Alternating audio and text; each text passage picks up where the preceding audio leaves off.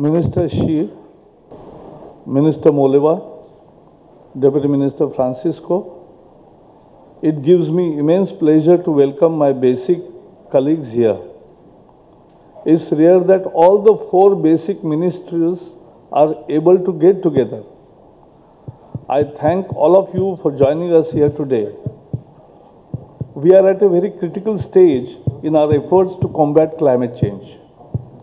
While science prompts us towards greater action, we find that response of countries is not adequate.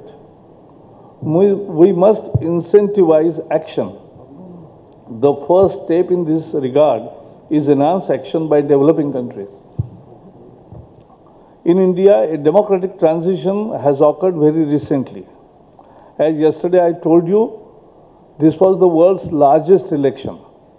More than 550 million voters exercise their franchise and give a decisive mandate for good governance and development. We will play an active role in tackling the climate change because our Prime Minister has himself committed to the issue of climate change. He has penned a book also on it, and as a Chief Minister of State for last 12 years, he has taken efforts to ensure that we do our own actions. We are committed to sustainable development and efficient use and the development of all resources, including energy. In our union budget, which really is an indication of the shape of the things to come or the government intentions, we have doubled the cess on coal. We want to disincentivize coal consumption and take a clean energy path. And to that end, this increased cess will gather large amount in the central coffers, which is earmarked for clean energy and cross-subsidizing solar and other renewable energy sources. For the first time, we have created National Adaptation Fund, and the government has provided for rupees 100 crores for climate change and its studies and various aspects. 500 crores have been allotted to setting up of, now we are not talking of solar energy on a small scale. We are talking about solar energy on a large scale. And so we are setting up ultra-mega solar projects in Tamil Nadu, state of Rajasthan, Gujarat, Andhra Pradesh and Ladakh to promote renewable energy. Allocation of 100 crores for new scheme, ultra-modern supercritical coal-based thermal power technology. Because after all, coal will be used for thermal generation. The issue is how the technologies can be made more efficient. We have also made allocation of 500 crores for strengthening of transmission and distribution infrastructure in rural areas under Deen Dayal Upadhyay Gram Jyoti Yojana. Allocation of 400 crores for launching a scheme of solar power driven agriculture pumps. For the first time in India, agriculture pumps will be solar energized, because in rural areas many times there is a problem of availability of power. So these solar driven pumps, agriculture pumps, is a major boost.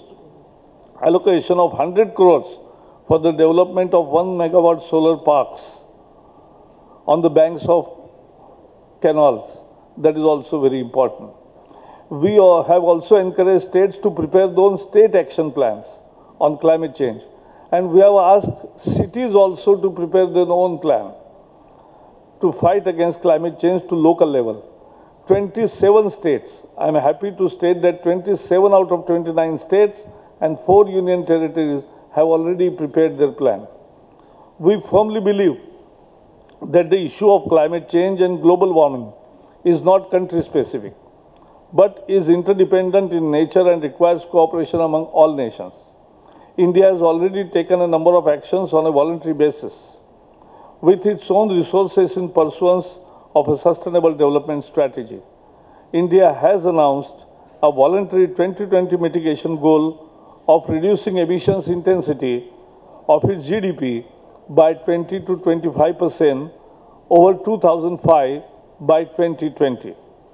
Towards this, India has formulated its National Climate Change Action Plan with 8 missions in progress, which are being strengthened. We have designed a low-carbon strategy for growth and have set up ambitious renewable energy targets. And again, last but not least, we have also taken measures to clean up our air, to do away with air pollution, to clean our rivers, to study and take initiative in Himalayan ecosystems to preserve it. At the same time, we have taken initiatives of various kinds, as coastal initiative, desert initiative, island initiative, forest initiative, and as I told you, Himalayan initiative. With that, we are progressing with our own action plan, which will ensure sustainable development.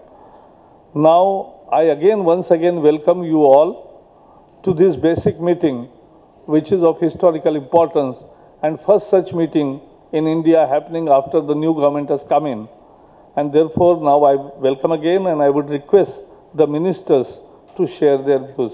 Thank you and welcome again.